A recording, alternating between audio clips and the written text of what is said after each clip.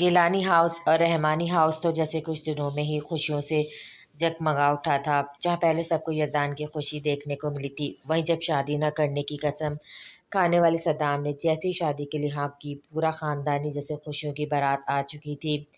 Saddam کے اس فیصلے سے صرف ایک شخص ناخوش تھا اور وہ تھا یزدان رحمانی۔ یزدان نہیں چاہتا تھا کہ صدام اپنی لائف کو ایسی لڑکی کے پیچھے برباد کرے جو اس سے بے پناہ نفرت کرتی ہے، مگر وہ صدام کی اس لڑکی کے لیے محبت دیکھ کر خاموش ہو گیا تھا، کیونکہ اب وہ خود محبت کا پجاری تھا۔ صدام کی کنڈیشن سمجھ سکتا تھا۔ جتنی جلد بازی میں سب کچھ ہوا، سب گھر والے بہت ہی حیران تھے، اور کچھ تو صدام کو مسلسل چھیڑ بھی رہے تھے۔ جو انسان پہلی شادی کے نام سے پہلے ہی نام سے جڑتا تھا، اب کہتے چند ہی دنوں میں ہتھیلی پر سرسوں جمانے جیسا کام کر کیا تھا۔ سب لوگ نکاح کے بعد بہت ہی ایکسائٹڈ ہو گئے، صدام کی نئی نویلی دلہن دیکھنا چاہتے تھے، جسے ابھی تک صرف جہارا اور نائمہ بیگم نے ہی دیکھ رکھا تھا۔ سب سے زیادہ خوش تو آج حرمت تھی، کیونکہ پرسوں رات کو ہی یزدان کسی بہت امپورٹنٹ میٹنگ کے لیے دبئی چلا گیا تھا اور ابھی تک نہیں لوٹا تھا۔ یہ بات حرمت کے لیے کافی اطمینان کا باعث تھی۔ وہ بہت ہی مزے سے یزدان کے پورے کمرے میں اپنی ملکیت جمائے ہوئے تھی اور یہی چاہتی تھی کہ یزدان مزید ایک مہینہ اپنے کام میں ہی مصروف رہے۔ وہ امل بھابھی آ گئیں، مگر یہ تو گھونگھٹ میں ہے، ہم انہیں دیکھیں گے کیسے؟ دلہن کو اندر آتا دیکھا ہمنا نے اس طرف اشارہ کیا تھا، جس پر صدام نے بھی مڑ کر اس کی جانب دیکھا تھا۔ عمل کے بارے میں سچ جاننے کے باوجود صدام اسے نفرت نہیں کر پایا تھا کہ وہ اسے شاید نفرت کرتی ہے، یہاں تک اسے مارنے کے لیے بہت بار سازشیں بھی کر چکی تھی۔ اس کی محبت شاید عمل کی نفرت سے کہیں زیادہ تھی۔ عمل کو چہرہ آج بھی ویسے ڈھکے دیکھ کر صدام کی آنکھیں مسکرائی تھی۔ وہ جانتا تھا یہ لڑکی خود کو صرف اس سے ہی چھپانا چاہتی تھی، اور یہ گھونگھٹ کا تکلف بھی صرف اس کے لیے ہی کیا گیا تھا۔ صدام یہاں کھڑے دیکھ کیا رہے ہو؟ تمہاری ہے، جاؤ اسٹیج پر لے جاؤ اسے۔ عائشہ نے مسکراتی نظروں سے عمل کی ایک جھلک دیکھ کر اپنی جگہ ساکت کھڑے صدام کو چھیڑا تھا، جس پر وہ ان کی طرف مسکرا کر دیکھتا عمل کی جانب بڑھ گیا تھا۔ عمل، جس کا سر بالکل جھکا ہوا تھا، اپنے آگے پھیلی صدام کی چوڑی ہتھیلی دیکھ کر اس نے سختی سے اپنی مٹھیاں بھیج گئی تھیں۔ اس شخص کے ہاتھ پہ اپنا ہاتھ کسی قیمت پہ نہیں دینا چاہتی تھی۔ صدام جیسے پہلے اس بات سے واقف تھا، اس نے بنا کسی کو ظاہر ہونے دیے عمل کے برابر آتے اس کا دایاں ہاتھ زبردستی اپنی گرفت میں لے لیا تھا، جسے چھوڑوانے کی عمل نے بہت کوشش کی تھی، مگر اس وقت صدام کے غصے کے آگے عمل کا غصہ کوئی معنی نہیں رکھتا تھا۔ صدام چہرے پر اس وقت جس قدر مصنوعی اسمائل لیے پھر رہا تھا، اندر اسے کہیں گنا زیادہ غصہ عمل کے اس کے دل میں بھرا پڑا تھا، جس کا شکار آج عمل ہونے والی تھی۔ آپ سے بڑا دھوکے باز اور منافق انسان میں نے آج تک نہیں دیکھا، بہت بڑی گیم کھیلی ہے میرے ساتھ۔ عمل اس کے ساتھ اسٹیج پر آ کر بیٹھتی غصے سے بل کھا کر رہ گئی تھی۔ وہ صدام کو سخت گرفت سے مسلسل اپنا ہاتھ نکالنے کی کوشش کر رہی تھی، جس پر ہاتھ چھوڑنے کی بجائے صدام کی گرفت مزید سخت ترین ہوتی جا رہی تھی۔ ابھی تو ساری گیمز تم ہی کھیلتی آئی ہو، میں نے ابھی تو کچھ کیا ہی نہیں، مگر آج میں تمہیں بتاؤں گا گیم کیسے کھیلی جاتی ہے۔ صدام آنکھ اگلتے لہجے میں کہتا عمل کو اپنی جگہ ساکت کر گیا تھا۔ اس کا مطلب ہے صدام اس کی اصلیت جان چکا ہے۔ عمل کو سب کچھ الٹا محسوس ہوا تھا۔ صدام نے محسوس کیا تھا عمل کا ہاتھ بہت زیادہ گرم تھا، جیسے اسے شدید بخار ہو۔ صدام نے ایک نظر بلیک میکسی میں سر سے پیر تک سجی سنوری عمل کو جانب دیکھا تھا، جو خود کو صرف اس سے بچانے کے لیے گھونگھٹ میں چھپائے بیٹھی تھی۔ صدام کو اپنی دائیں سائڈ جلتی ہوئی محسوس ہوئی تھی، جو عمل کا شدید بخار میں ہونے کا ثبوت تھا۔ چاہے وہ جو بھی تھی، صدام کے خلاف جیسے بھی ارادے رکھتی ہو، مگر صدام نے سچے دل سے اس سے محبت کی تھی۔ اسے عمل کو تکلیف میں دیکھنا بالکل بھی برداشت نہیں تھا۔ اس نے اشارے سے نائمہ بیگم کو اپنے قریب بلا کر عمل کی طبیعت خرابی کا بتا کر اندر لے جانے کو کہا تھا، جبکہ اس کے ساتھ بیٹھی عمل حیرت سے یہ ساری کارروائی دیکھ رہی تھی۔ اس کے مطابق اگر صدام اس کی اصلیت جان چکا تھا تو صدام کو تو اسے شدید نفرت کرنی چاہیے تھی، مگر یہاں تو معاملہ ہی اور تھا۔ اگلے 5 منٹ میں عمل اس کے بیڈ روم میں پہنچا دی گئی تھی، جہاں جا کر وہ ریلیکس انداز میں بیڈ پر گرتے اس غلط فہمی کا شکار ہوئی تھی کہ آج کا گھٹن ترین گزر چکا ہے، مگر ابھی اسے ایک بہت بڑی صورتحال کا سامنا کرنا باقی تھا۔ حرمت آج معمول سے ہٹ کر میرون کلر کی لانگ میکسی میں راستہ بھول کر آئی کوئی اپسرا معلوم ہو رہی تھی۔ اپنے لمبے سیاہ گھنے بالوں کو اس نے اسٹریٹ کر کے کھلا چھوڑ رکھا تھا اور کناروں سے ان کو ہلکا سا کر دیتے ان کی دلکشی میں مزید اضافہ کیا تھا۔ لائٹ سے میک اپ اور میرون لپسٹک لگائے، ہم رنگ میرون دوپٹے کو ایک اسٹائل سے سر پر ڈالے، وہ یزدان رحمانی کا ضبط آزمانے کے لیے مکمل طور پر ہتھیاروں سے لیس تھی۔ عائشہ آپ ذرا انٹرنس کی جانب دیکھیں، یہ منظر حقیقت ہے یا میری نظر کا دھوکہ؟ ہم نے آنکھیں ملتے عائشہ سے مخاطب ہوئی تھی، جس پر عائشہ کے ساتھ ساتھ وہاں کھڑی حرمت نے بھی پلٹ کر اس جانب دیکھا تھا، مگر اگلے ہی لمحے وہ نظریں ہٹانا بھول چکی تھی۔ صرف ان تینوں کی نہیں بلکہ فنکشن میں موجود بہت سارے لوگوں کی نظریں انٹرنس پر ساکت ہو چکی تھی، جیسے فارغ یزدان کی باہوں میں باہیں ڈال کر ہنستی کھلکھلاتی اندر داخل ہو رہی تھی۔ یہ یزدان پاگل ہو گیا ہے کیا؟ صدام، جس کا دماغ آج ویسے ہی گھما ہوا تھا، یزدان کے اس نئے کارنامے پر وہ دانت پیس کر رہ گیا تھا، کیونکہ آج کل یزدان کا ہر عمل اس کی سمجھ سے باہر تھا۔ صدام کو سمجھ ہی نہیں آ رہا تھا کہ جب یزدان فاریہ کی ساری اصلیت سے واقف تھا تو پھر فاریہ کو اپنے اتنے قریب لانے کی کیا ضرورت تھی؟ وہ بھی حرمت کے ہوتے۔ فاریہ سے یزدان کی نزدیکیاں وہاں موجود تمام گھر والوں کی سمجھ سے باہر تھا۔ یزدان فاریہ کو اپنے بازو کے گھیرے میں لیے اس جانب بڑھا تھا جہاں سب بڑے موجود تھے۔ عائشہ آپی، لڑکی کون ہے؟ حرمت، جو یزدان رحمانی کے کسی بھی عمل سے خود کو دور رکھنا چاہتی تھی، اس وقت کسی لڑکی کو یزدان کے اتنے قریب دیکھ کر بہت کوششوں کے باوجود یہ بات حرمت کی زبان پر آ ہی گئی تھی، یزدان بھائی کی فرسٹ وائف۔ عائشہ جو طریقے سے یہ بات حرمت کو بتانے والی تھی، حمنہ کے فوراً اس طرح بول دینے پر اس نے نہایت پریشانی سے حرمت کا پھیکا پڑتا چہرہ دیکھا تھا۔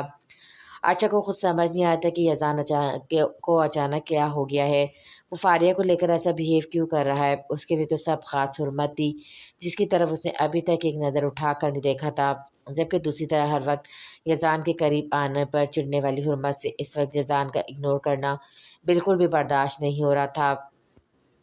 حرمت، میں تمہیں آج بتانے ہی والی تھی اس بارے میں۔ عائشہ کو سمجھ نہیں آتا کہ وہ حرمت کو کیسے مثبت انداز میں بات سمجھائے، کیونکہ حرمت کا ایک دم مرجھاتا چہرہ دیکھ کر اسے لگ رہا تھا وہ یزدان سے بری طرح بدگمان ہو چکی ہے۔ عائشہ اور صدام کو ان دونوں کے الجھے رشتے کے بارے میں سب علم تھا، اور اب اس طرح فاریہ کا سامنے آنا حرمت کو یزدان سے مزید بدظن کر سکتا تھا۔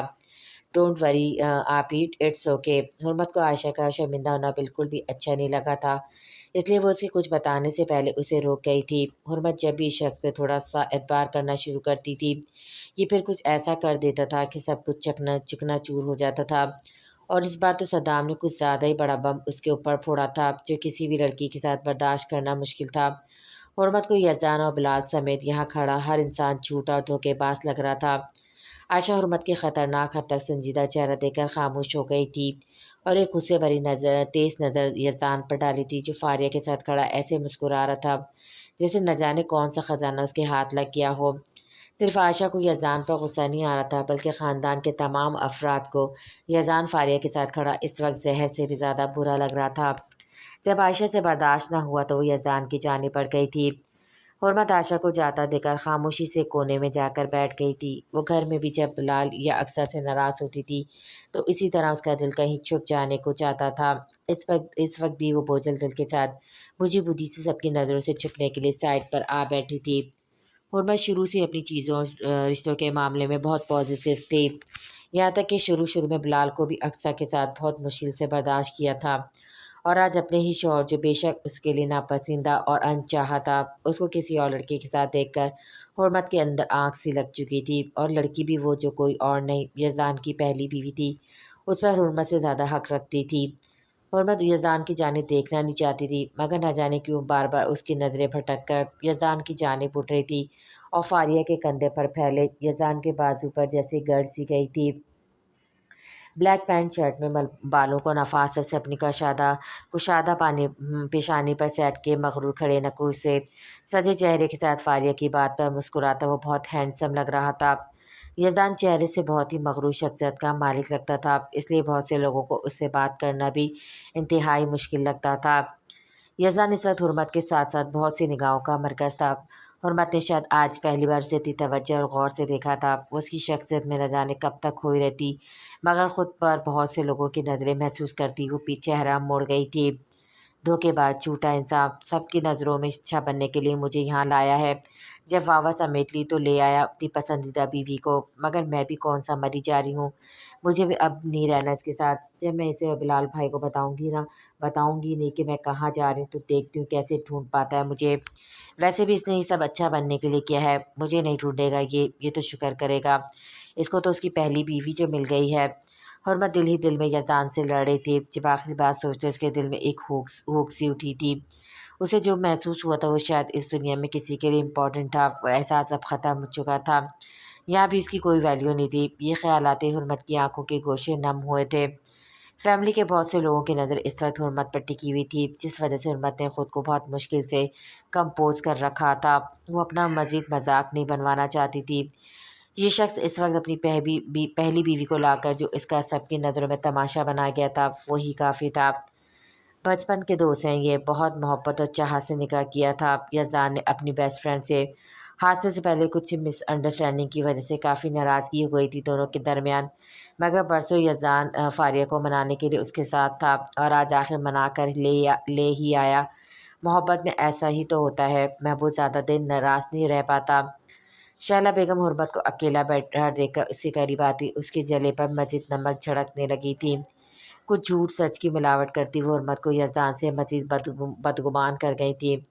حرمت جو ابھی تک ان کی فطرت سے ٹھیک سے واقف نہیں تھی، ان کی ہر بات پر ایمان لے آئی تھی۔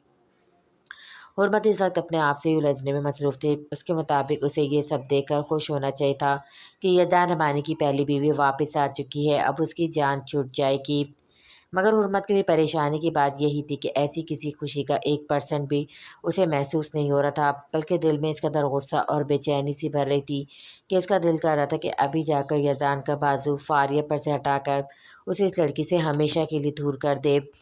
حرمت کی جان اس وقت دور عذاب میں تھی۔ یہ شخص دل کا نیا ہونے والا انکشاف اس کی نازک جان پر بہت کڑا ثابت ہوا تھا، جسے جھٹلانے کی وہ پوری کوشش کر رہی تھی۔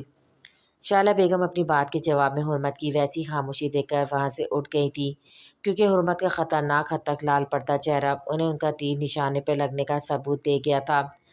حرمت اپنی مٹھی زور سے بند کی اپنے اسٹال کو دبانے کی کوشش کر رہی تھی، اور اس وقت اس کا دماغ اس قدر آؤٹ آف کنٹرول ہو چکا تھا کہ انگلی میں پہنی انگوٹھی اس کی ہتھیلی پر بری طرح گڑتی زخمی کر گئی تھی، اور کافی دیر سے دبائے رہنے کی وجہ سے اب اس میں سے خون بھی نکلنا شروع ہو چکا تھا، مگر حرمت کو اس درد کا احساس نہیں ہو رہا تھا۔ ہائے عائشہ آپی، کیسی ہیں آپ؟ فاریہ عائشہ کو قریب آتا دیکھ کر چہکتے ہوئے بولی، جس پر عائشہ نے اس کی جانب ایک نظر دیکھنا بھی گوارا نہیں کیا تھا، جبکہ وہاں موجود باقی سب گھر والوں نے یزدان کی خاطر مروتاً فاریہ سے بات کر لی تھی، مگر صدام اور عائشہ نے ایسا کرنا بھی گوارا نہیں کیا تھا۔ انہیں اس وقت یزدان کے غصے کی بھی پرواہ نہیں تھی۔ یزدان، مجھے تم سے بات کرنی ہے، میرے ساتھ چلو۔ عائشہ نے یزدان کو مخاطب کرتے تیز نظروں سے اس کی جانب دیکھا تھا۔ عائشہ، آئی تھنک آپ نے سنا نہیں، فاریہ نے آپ کو مخاطب کیا ہے۔ یزدان کے ساتھ لہجے پر سب نے ناپسندیدہ نظروں سے اس کی جانب دیکھا، جو فاریہ کی وجہ سے عائشہ اس سے ایسے بات کر رہا تھا۔ میں ابھی تک تو بالکل ٹھیک تھی فاریہ، اور تم سے تو پوچھنے کی ضرورت ہی نہیں ہے، تم تو کافی زیادہ ٹھیک لگ رہی ہو مجھے۔ عائشہ نے یزدان کی بات پر دانت پیسے بہت مشکل سے فاریہ کی بات کا جواب دیا تھا، جبکہ فاریہ عائشہ کی طنزیہ بات پر دھیان دے ہی نہیں پائی تھی، اسے تو یزدان رحمانی کا اتنا اہمیت دینا ہی ہواؤں میں اڑا رہا تھا۔ یزدان، کیا اب میں یہ بات کر سکتی ہوں تم سے؟ عائشہ کا ضبط جیسے جواب دے رہا تھا۔ یس شیور، میں ابھی آتا ہوں۔ یزدان عائشہ کی بات پر سر ہلا کر محبت سے فاریہ کا گال تھپ تھپاتا تو اسے جانے پڑ گیا تھا، جیسے صدام پہلے ہی خونخوار تیور لیے اس کا منتظر تھا۔ یزدان، یہ کیا نیا ڈرامہ ہے؟ میں تمہیں فاریہ کے بارے میں ساری حقیقت بتا چکا ہوں، پھر بھی تم اسے کیسے اپنا سکتے ہو، اتنی اہمیت کیسے دے سکتے ہو، جبکہ تمہارے مطابق تم حرمت سے محبت کرتے ہو؟ صدام، جو فاریہ کی شکل دیکھنے کا روادار نہیں تھا، یزدان کو اس کے ساتھ دیکھ کر اس کا غصے سے برا حال تھا۔ وہ میری بیوی ہے، میں اتنی سی بات پر اسے نہیں چھوڑ سکتا، اور رہی حرمت کی بات تو وہ بھی میری بیوی ہے، مگر میں نے تم سے ایسا بالکل بھی نہیں کہا کہ مجھے اس سے محبت ہے۔ یزدان نے سپاٹ لہجے میں جواب دیتے آج صدام اور عائشہ کو بولنے کے قابل ہی نہیں چھوڑا تھا۔ وہ دونوں صدمے کی کیفیت میں یزدان کی جانب دیکھ رہے تھے۔ تو پھر جب محبت نہیں کرتے تو اس معصوم لڑکی کو اپنے ساتھ باندھ کر رکھنے کی ضرورت ہی کیا ہے؟ چھوڑ دو اسے، تمہارے ایسے کرنے سے میرا گرد تو کم ہوگا، جو حرمت کا زبردستی تم سے نکاح کروانے کے بعد آج مجھے شدت سے ہو رہا ہے۔ صدام کہاں پیچھے رہنے والا تھا، اس نے بھی غصے سے بھڑکتے یزدان کے دل پر وار کیا تھا۔ واپس مڑتا یزدان جھٹکے سے پلٹا تھا۔ تمہاری ہمت بھی کیسی ہوئی یہ بات بولنے کی؟ یزدان نے لال آنکھوں سے صدام کو گھورا تھا۔ صدام کا وار یزدان کے عین دل پر لگتا اسے تڑپا گیا تھا۔ جیسے تمہاری ہمت ہوئی فاریہ کو لا کر ہم سب کے خاص کر حرمت کے سر پر بٹھانے کی۔ صدام بھی یزدان کے سامنے کھڑا اسے دو بدو جواب دیتے ہوئے بولا، صدام بہتر ہوگا تم میرے معاملے سے دور رہو۔ یزدان کے لہجے سے اس کا شدید غصہ صاف ظاہر تھا۔ جیسے تم رہتے ہو میرے معاملے سے دور۔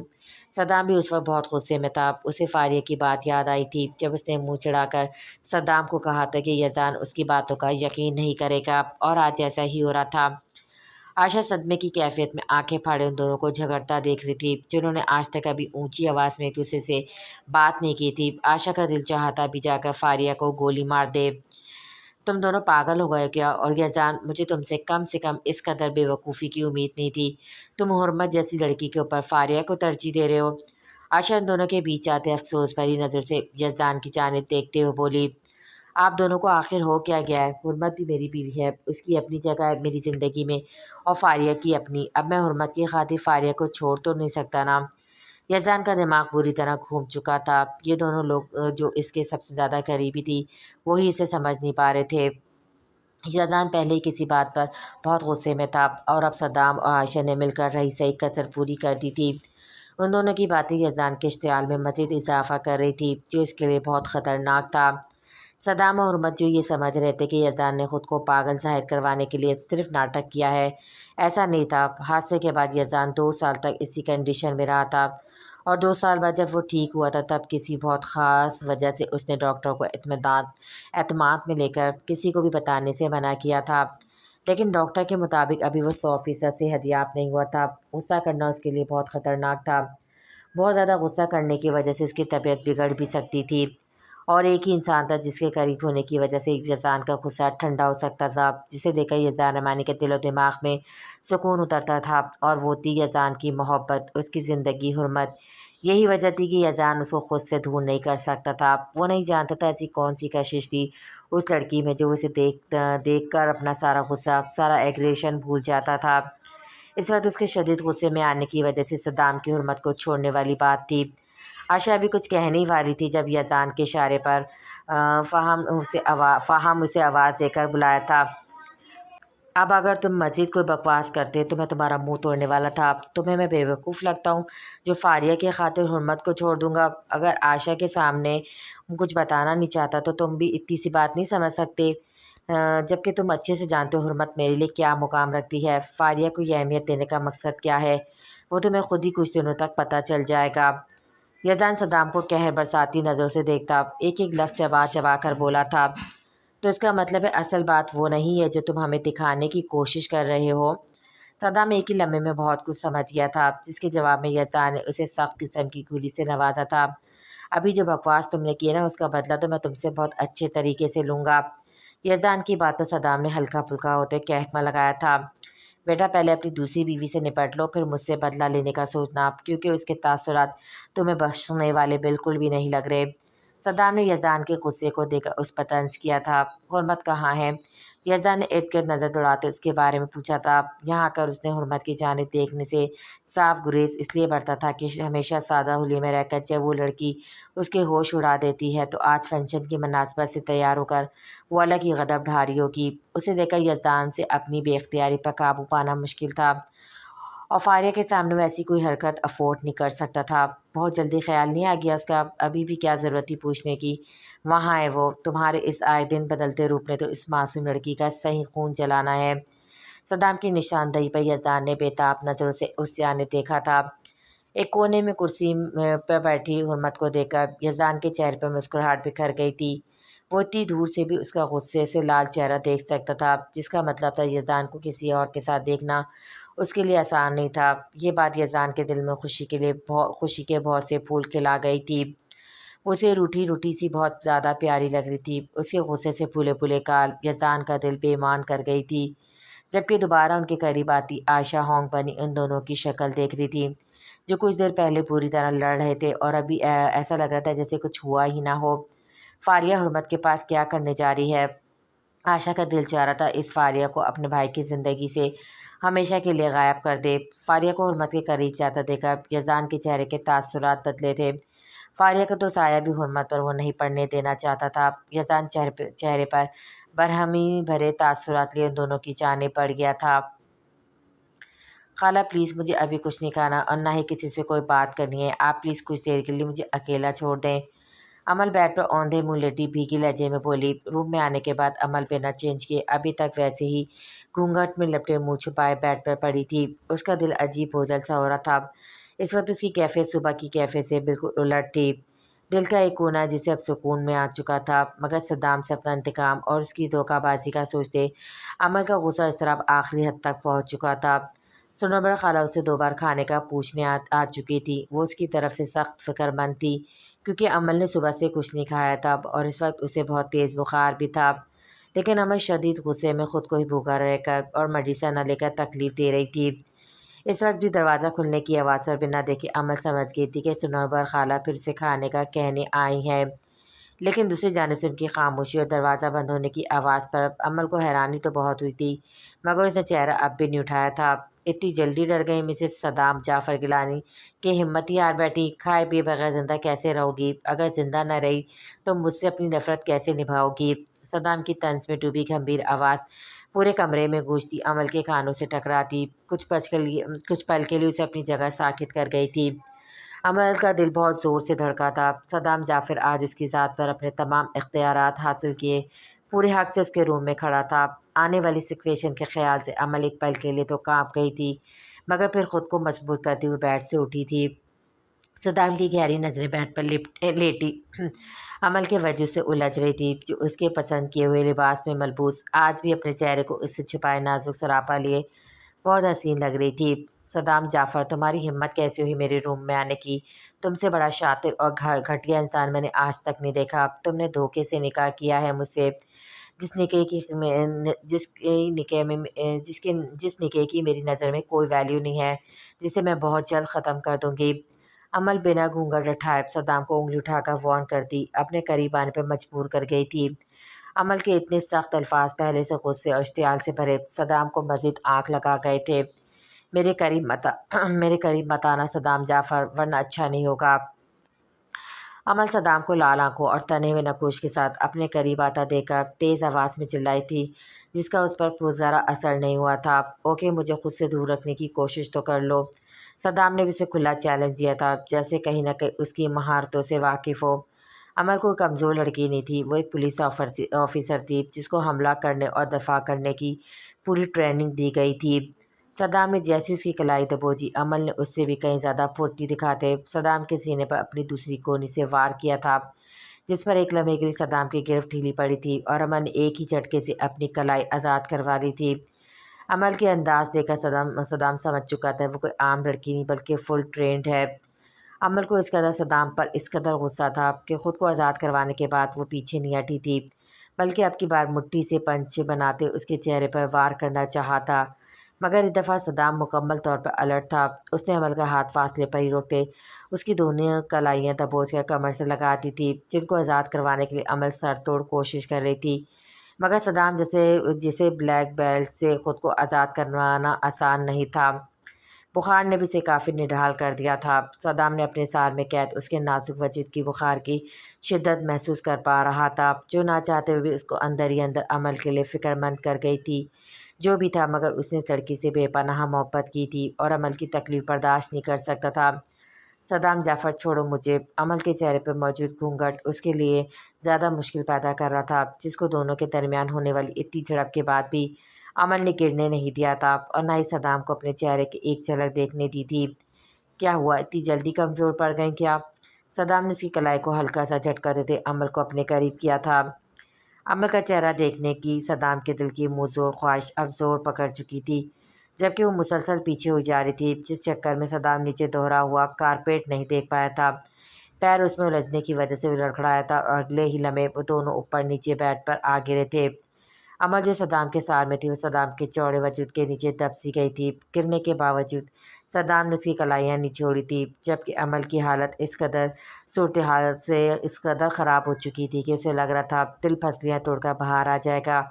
اس نے اٹھنا چاہا تھا مگر اسے اپنی قید میں لیے اس پر جھکا۔ صدام اس موڈ میں نہیں تھا۔ آج کیسے چھپاؤ گی اپنے چہرے کو مجھ سے؟ آج تو میں تمام حق محفوظ رکھتا ہوں اپنے پاس۔ صدام نے عمل کا چہرہ دیکھنے کے لیے اس کی کلائیاں اپنے ایک ہاتھ میں قید کرتے دوسرے ہاتھ اس کے گھونگھٹ پہ رکھا تھا۔ نہیں پلیز، میں تمہیں اس بات کی اجازت نہیں دے رہی، تم میری مرضی کے بغیر ایسا نہیں کر سکتے۔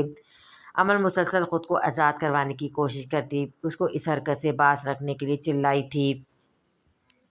مرضی تم پر اب صرف میری مرضی چلے گی، اور رہی اجازت کی بات تو میں تمہاری اجازت کے بغیر اس سے بھی زیادہ بہت کچھ کر سکتا ہوں۔ سو ڈیئر وائف، جتنی بدتمیزی سے پیش آؤ گی اپنے لیے مشکلیں پیدا کرو گی۔ صدام کی بات پر عمل کی مذمت کمزور پڑ چکی تھی۔ صدام کا یہ نیا رب اس کے لیے بہت ہی خوفناک تھا۔ جس شخص کو اس نے ہمیشہ کالم و کمپوز دیکھا تھا اور ہمیشہ اس کی سوبر سائڈ دیکھی تھی، آج اسے روک جماتے ایک ضدی اور اکھڑ شوہر کے روپ میں دیکھنا عمل کی جان مزید مشکل میں ڈال گیا تھا۔ بہت خواہش ہے اس دل کی اس دھوکے باز لڑکی کو دیکھنے کی جس نے اس سے کھیل کر بہت بری طرح توڑا ہے تم اب۔ صدام جو بات کرنے کے دوران عمل کا گھونگھٹ الٹ چکا تھا، عمل کے چہرے پہ نظر پڑتے اس کے باقی الفاظ منہ میں رہ گئے تھے۔ وہ کچھ پل کے لیے پلکیں جھپکانا بھول چکا تھا۔ اس قدر حسین نکوش اور نزاکت بھرا حسن اس نے آج تک نہیں دیکھا تھا۔ یہ لڑکی اسی دنیا کا حصہ تھی یا کوئی دوسری مخلوق راستہ بھٹک کر ادھر آ نکلی تھی؟ عمل کی ملائی جیسی سفید ہاتھ تو ویسے ہی بہت نرم ملائم تھے جو صدام کو پاگل کیے رکھتے تھے، مگر آج اس کا چہرہ دیکھ کر وہ کچھ لمحوں کے لیے سب کچھ فراموش کر گیا تھا۔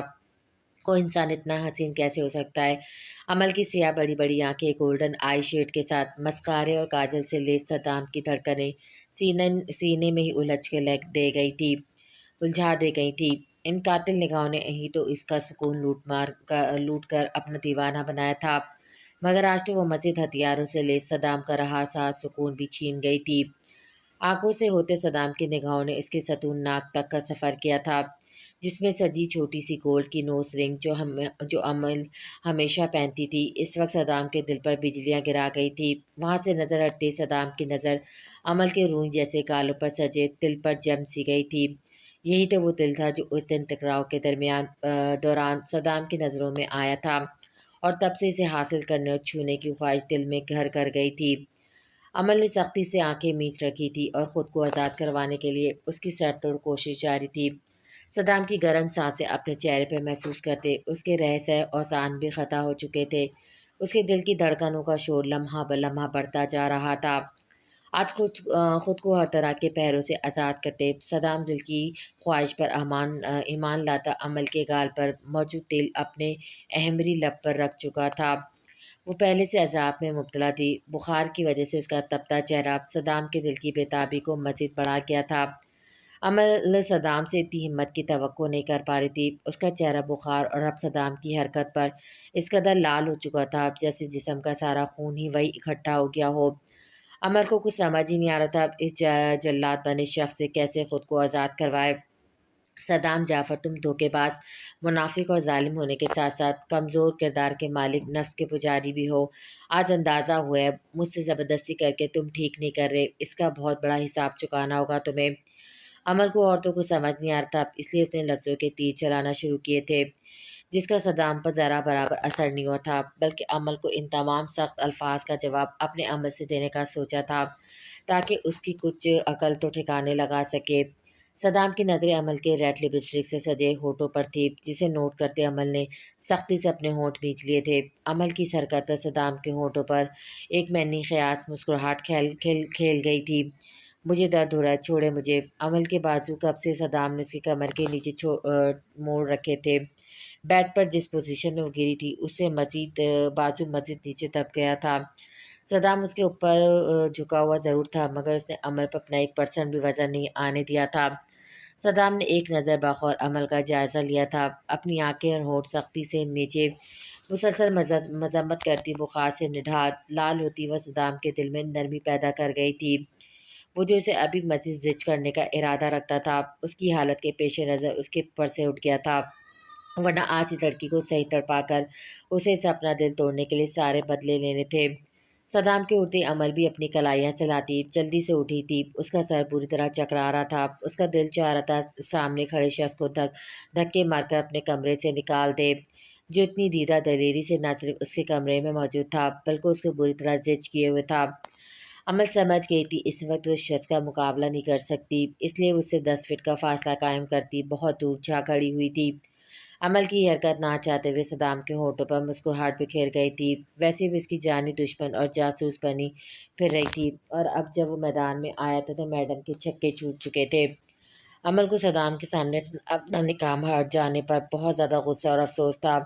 اب اسے احساس ہو رہا تھا کہ اس کا یہ نقاب صرف اس کی پہچان چھپانے کے لیے ٹھیک نہیں تھا، بلکہ صدام کی ان بے باک نگاہوں سے بھی محفوظ رکھے ہوئے تھا، جو آج اس کے چہرے سے ہٹنے کا نام ہی نہیں لے رہی تھی۔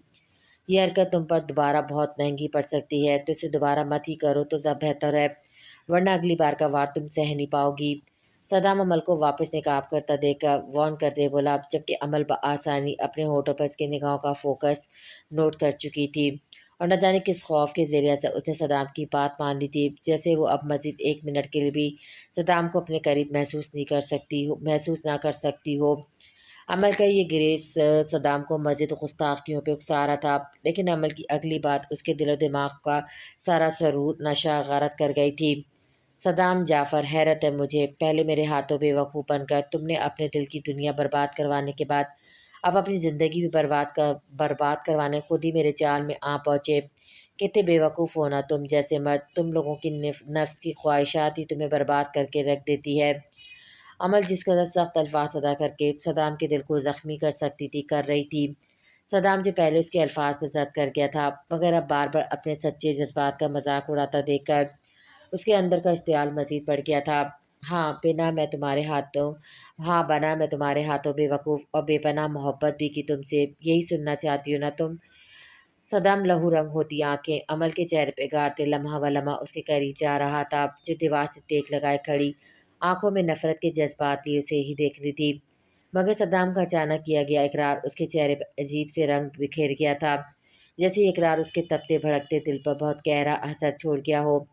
اس سے پہلے اور کتنے مردوں کو میری طرح بے وقوف بنا چکی ہو۔ صدام عمل کے قریب کچھ فاصلے پہ کھڑے ہوتے زہر خون لہجے میں مخاطب ہوا تھا، کب سے مسلسل اس کی عزت نفس وار کرتی عمل اس کے اتنے سنگین الفاظ پہ تڑپ اٹھی تھی، اور ساتھ ہی اسے اندازہ ہوا تھا کہ وہ کس ٹائم اسے کس قدر غلط بول رہی ہے۔ تمہیں اس سے مطلب؟ صدام جعفر، میرے کمرے سے نکل جاؤ ورنہ اچھا نہیں ہوگا۔ عمل مٹھیاں بیچے زب کھولتے چلائی تھی، اس کا ریشمی دوپٹہ بار بار اس کے سر سے پھسلتا اسے الگ کوفت میں مبتلا کر رہا تھا۔ صدام کو غصہ اپنے دوپٹے پر نکالتی اسے بری طرح الجھ تھی، عمل بار بار اس کو اپنی جانب متوجہ کر رہی تھی۔ وہ جتنا عمل کے سجے سنوارے بے پناہ حسن سے نظریں چرانا چاہتا تھا، وہ اتنا ہی بار بار اسے اپنی جانب متوجہ کر رہی تھی۔ صدام نے گہرا سانس ہوا میں خارج کرتے خود کو اس صحرا کے احسار سے نکالنا چاہا تھا۔ اب تمہارے سارے مطلب مجھ سے ہی ہیں مسز، اور اچھا تو اب تمہارے ساتھ نہیں ہوگا۔ بولو کیا دشمنی تمہاری مجھ سے کیوں کر رہی ہو یہ سب؟ صدام کافی حد تک خود کو نارمل کر چکا تھا۔ عمل کے ارد گرد دیوار پر اپنے بازو رکھتے صدام نے اس کی آنکھوں میں آنکھیں گاڑے مکمل بے بس کیا تھا۔ دشمنی؟ تم جیسے پیٹ پیچھے کرنے والے تو دشمنی کے قابل بھی نہیں ہیں۔ تم سننا چاہتے ہو نا کہ میں کیا چاہتی ہوں؟ تو سنو، جتنی نفرت میں نے تم سے کی ہے شاید اس دنیا میں کبھی کسی نے کسی سے کی ہوگی، اور صرف نفرت نہیں کرتی، تمہیں برباد کر کے تڑپا کے جان سے مارنا چاہتی ہوں، اور میں ایسا کر کے رہوں گی۔ اس دن کیا پوچھ رہے تھے تم کہ محبت کرنے لگی ہوں میں تم سے؟ اپنی زندگی میں اس سے بڑا مذاق میں نے آج تک نہیں سنا صدام جعفر گیلانی، تم سے تو میں مر کے بھی محبت نہیں کر سکتی۔ عمل کافی حد تک خود کو نارمل کر چکی تھی، اس لیے اس کے قریب آنے پر بنا خوف زدہ ہوئے نفرت میں ڈوبے تمسخرانہ لہجے سے صدام کے دل کے 1000 ٹکڑے کر گئی تھی۔ صدام کچھ دیر تک شوق کی کیفیت میں کھڑا عمل کی نفرت کی شدت کا اندازہ لگاتا رہا تھا۔ جس لڑکی نے اس کے دل کے بنجر سرزمین پر محبت کی بستی آباد کی تھی، وہ خود دل میں اس کے لیے بے پناہ نفرتی اسے جان سے مارنے کو تیار تھی۔ عمل نے اپنی ایک بات تو پوری کر ہی دی تھی، صدام کے دل کی دنیا برباد کر دی تھی۔ عمل کے لہجے میں اپنے لیے بے پناہ نفرت دیکھ کر وہ سمجھ گیا تھا یہ لڑکی کبھی بھی اس کی محبت کو قبول نہیں کرے گی۔ जहाँ एक तरफ उसका दिल बेकल सा हो उठा था, वहीं दूसरी जानब अमल के कुछ इल्ज़ामात उसका गुस्सा भी मज़ीद बढ़ा गए थे। जो गुस्सा उसने कब से सिर्फ अमल का लिहाज करते अपने अंदर दबा रखा था। मैंने पीठ पीछे वार किया है, क्या किया है? सद्दाम अपना लाल चेहरा अमल के चेहरे के करीब लाता, घर्राते हुए बोलता, अपनी गर्म सांसों से उसका चेहरा झुलसा गया था। सद्दाम के वजूद से उठती महक हमेशा की तरह अमल को अपने सार में ले रही थी। अमल खुद को उसके सामने कमज़ोर ज़ाहिर बिल्कुल भी नहीं करना चाहती थी, इसलिए वो बिना उससे खुद से दूर किए डट कर खड़ी रही थी, मगर नज़रें झुकाकर चेहरे का रुख थोड़ा सा नीचे कर लिया था।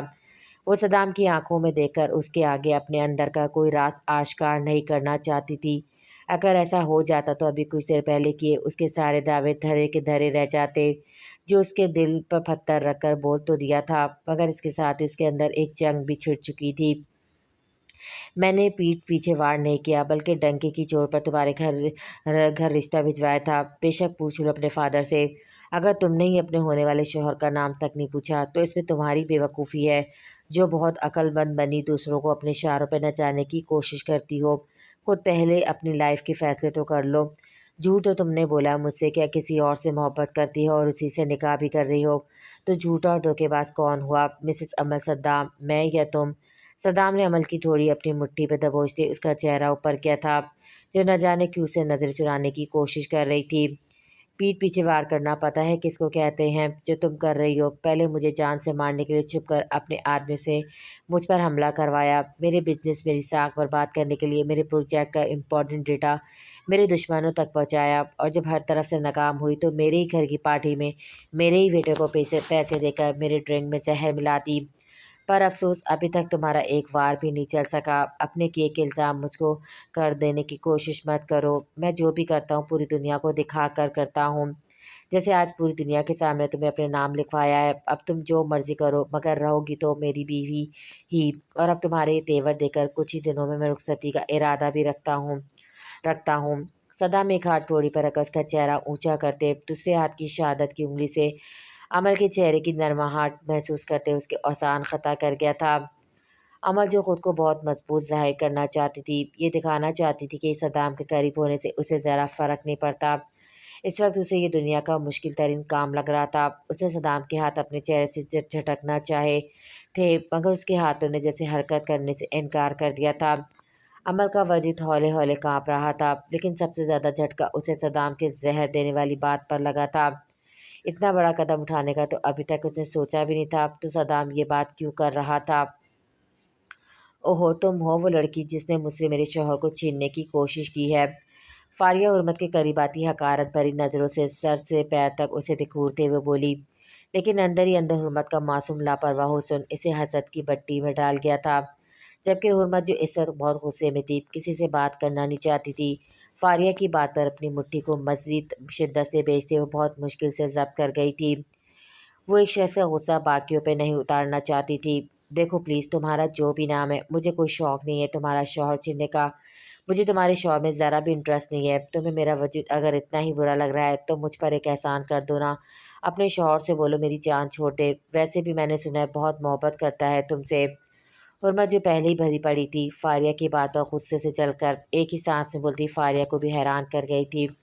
फारिया का दिल चाहता इस लड़की से पूछे, क्या तुम कुछ दिन यज़ान के साथ रहकर खुद भी तो पागल नहीं हो गई हो, जो यज़ान रमानी जैसे शख्स से तलाक लेने की बात कर रही हो? मगर फारिया इस बात से नावाकिफ़ थी कि हर इंसान के लिए उसकी तरह सिर्फ पैसा और ज़ाहिरी चमक धमक ही अजीज़ नहीं थी, बल्कि मोहब्बत का जज्बा उनकी ज़िंदगी में सबसे ज़्यादा अहमियत का हामिल था, जिसके बगैर जीना उनके लिए बहुत दुश्वार था। हुर्मत बात करने के दौरान अपने करीब आते यज़ान को नहीं देख पाई थी, जो उसकी पूरी बात सुन चुका था और अब तेज़ नज़रों से उसकी जानिब देखता इन बातों का बहुत अच्छा जवाब देने का इरादा कर चुका था। अरे यज़ान, मैं जानती थी तुम मेरे बगैर ज़्यादा देर नहीं रुक पाओगे, मुझे ढूंढते मेरे पास ही आ जाओगे। फारिया यज़ान को अपने करीब आकर खड़ा होता देखकर एक अदा से बोलती इसका बाजू दोनों हाथों से जकड़ती उसे कंधों से लगते हुए बोली। फारिया की बात पर हुर्मत ने भी फ़ौरन नज़र उठाकर यज़ान की जानिब देखा था। दोनों की नज़रें मिली थी। यज़ान की गहरी आँखों में उसे अपने लिए एक अजीब सी दीवानगी दिखी थी। वो घबरा कर फ़ौरन नज़रें हटा गई थी, मगर यज़ान की आँखों के रंग उसे बुरी तरह उलझा गए थे। मगर इस धोखेबाज शख्स के मुँह पर अब वो के मुँह लगना भी नहीं चाहती थी, آف کورس اب تو ایک پل بھی گزارا ممکن نہیں تمہارے بغیر۔ یزدان تقریباً اپنے سینے سے لگی فاریہ کے گرد بازو پھیلاتے ہوئے بولا، مگر اس کی سرخ خمار آلود نگاہیں حرمت کے دل فریب صرافے میں جیسے الجھ کر رہ گئی تھی۔ جواب اس نے فاریہ کی بات کا دیا تھا، مگر اس کی دیوانہ ور نگاہیں صاف ظاہر کر رہی تھی کہ اس نے یہ بات کس کے لیے بولی تھی۔ حرمت فاریہ کو یزدان کے سینے سے لگے دیکھ کر پہلو بدل کر رہ گئی تھی۔ فاریہ کا ہاتھ جو یزدان کے سینے پر رکھا ہوا تھا، حرمت کا دل چاہتا اسے کھینچ کر دور کر دے۔ کیسی ہو؟ یزدان کی نظر حرمت کے چہرے سے ہٹ کر اس کی مہرون آنچل سے جھانکتے سیاہ بالوں پر پڑتی اس کی بے قراریوں اور بے تابیوں میں مزید اضافہ کر گئے تھے۔ اسے اپنا دل ان سیاہ گیسوں میں اٹکتا ہوا محسوس ہوا تھا۔ شدت سے اس کا دل حرمت کو اپنے قریب کرنے اور محسوس کرنے پر چاہا تھا، مگر اس وقت ایسا نہ کر پانے کی وجہ سے اس نے خود کو بے بسی کی انتہا پر محسوس کیا تھا۔ بالکل ٹھیک، ان فیکٹ پچھلے 2 دن سے بہت خوش بھی۔ حرمت کے پھولے گلابی گالوں کے ساتھ چبا چبا کر بولنے اور غصے کا اظہار کرنے پر یزدان کو اس پر ٹوٹ کر پیار آیا تھا۔ وہ حرمت کی جیلسی نوٹ کر رہا تھا، ویسے اس پر ایک نظر بھی نہ ڈالنے والی ابھی اس کے ساتھ فاریہ کو چپکا دے کر کہ نکیوں سے نہ جانے کتنی بار کھوٹ چکی تھی، اور اس کا لال چہرہ اس بات کا سب سے بڑا گواہ تھا۔ یزدان، تو پھر کب چھوڑ رہے ہو تم اس لڑکی کو؟ کیونکہ جسے تم اسے اپنے ساتھ رکھنا چاہتے ہو ویسے یہ تمہارے ساتھ رہنا نہیں چاہتی۔ فاریہ جو یزدان کی توجہ حرمت پہ پڑتی محسوس کر چکی تھی، فوراً اپنے مطلب کی بات کرتی یزدان کے قہر کو آواز دے گئی تھی۔ کچھ دیر پہلے صدام کی یہی بات کرنے پر اس کا غصہ ابھی اس کی جانب سے ٹھنڈا نہیں ہوا تھا کہ فاریہ کا واپس وہی بات دہرانے پر اس کا دماغ واپس گھوم چکا تھا۔ یزدان نے لمب بھیجتے ہوئے فاریہ کا بازو سختی سے دبوچ کر اسے خود سے دور کیا تھا، جبکہ فاریہ اچانک یزدان کی اتنی سخت گرفت اور چہرے پر غرق تاثرات دے کر خود ہی گڑبڑا گئی تھی۔ اتنے ٹائم سے یزدان کو جانتے وہ تب تو سمجھ ہی گئی تھی کہ یزدان کو اس کی یہ بات کس قدر بری لگی ہے۔ شاید تم پچھلے 4 سالوں میں بھول چکی ہو، مجھے اپنے فیصلوں میں کسی کی رائے دینا سخت ناپسند ہے۔ یزدان دبے دبے لہجے میں غرا تھا۔ فاریہ کو کافی حد تک اپنی اوقات یاد دلا گیا تھا۔ فاریہ حرمت کے سامنے اپنی انسلٹ پر دانت پیس کر رہ گئی تھی، مگر بہت جلدی خود کو کمپوز کر لیا تھا۔ Okay my love, I am really sorry, next time ایسا نہیں ہوگا۔ فاریہ اس کا خراب ہوتا موڈ دیکھ کر جلدی سے سنبھلتے ہوئے بولی۔ یزدان کا یہ انداز فاریہ کے لیے نیا نہیں تھا، وہ اس کے مزاج سے اچھی طرح واقف تھی، جبکہ حرمت فاریہ کی اس قدر انڈرسٹینڈنگ پر اش کر اٹھی تھی۔ پرفیکٹ کپل ہے، اس سیریل کو یہی لڑکی برداشت کر سکتی ہے۔